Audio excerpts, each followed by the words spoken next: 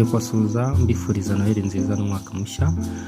Uno munsi rero ndagira ngo mbabwire ibintu by'ingenzi biri updated kuri app, kubera ko ikintu navuga cya mbere nuko Pi Network yongereye igihe cya grace period. Bivuze ko murabizi ko bari bavuze ko grace period izarangira kuri 31 z'ukwa 12, ni ukuvuga ngo haburaga iminsi mikeya itageze no mu cyumweru, ariko grace period barayongereye. Abantu mu gifite ibibazo by'ama-KYC mwumve ko nyine babakoreye ikintu cyiza. Ni ukuvuga ngo rero grace period barayongereye kugeza ku itariki 31 z'ukwa mbere 2025.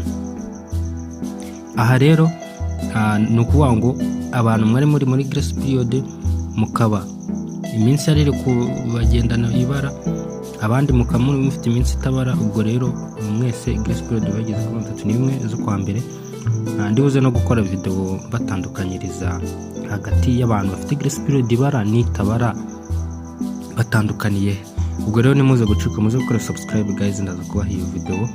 Rero muri update nshyashya nyine zari zavuzwe ku itariki 31 z'ukwa mbere niho grace period izarangira. Ikindi nuko nyine ko abantu turacyategereje mainnet, ubwo kumva ko niba bavuze ko itariki 31 z'ukwa mbere aribwo grace period izarangira, ni ukuvuga ngo mainnet n'ubundi kubera ko bavuze ko tuzatangira open mainnet mu gihembwe cya mbere, kandi igihembwe cya mbere akaba ari uguhera mu kwa mbere mu kwa gatatu. Bisobanuye ko open mainnet ishobora kutazaba mu kwa mbere, ikaba hagati y'ukwa kabiri cyangwa kwa gatatu.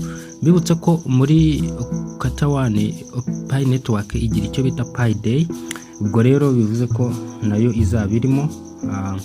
Ikindi nukuvuga ngo bari bavuze kuko bafite abantu bagera kuri 18 bakoze ama-KYC, ariko 8 zikaba zifite immigration. Ubwo 10 nazo open mainnet zagera zuzuye zivuye kuri 8 zigera kuri 10. Nguko ko rero update nshyashya kuri grace period. Ubwo rero ntimuze gucikwa na video iri buze kuza gutangwa nyine kuri YouTube channel yacu ivuga kujyanye na grace period ibara n'itabara bitandukanye. Rero amakuru yandi ahari ni ukuvuga ko murabizi ko Pi Network rero iri kugenda iha ama-KYC abantu batari bayafite.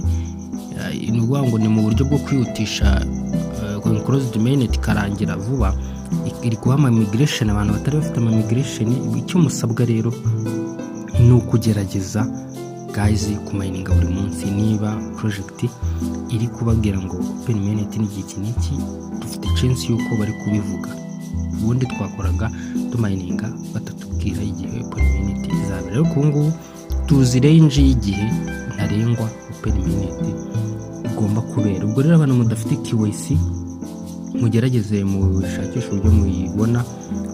Nababwiye uburyo mwayibona, no kwandikira ama-support mukabagezaho ikibazo cyanyu, mukaverifyinga ko account zanyu profile zuzuye, amazina hariyo, nimero ya telefone iverifyinze, email iverifyinze, ngira ngo na Facebook nayo basaba ko iverifying. Ibyo byose ugacekinga ko wabiverifyinze, then kugira ngo ubone gutangira kwa slot ya KYC ku bantu mudafite slot ya KYC, no ku bantu muri tentative kugira ngo mubone gutangira kwaka ko babakura muri tentative. Bivuze ko kugira ngo wake service no kuba wujuje ibisabwa guidelines zose baba batanze ukaba wazikurikije.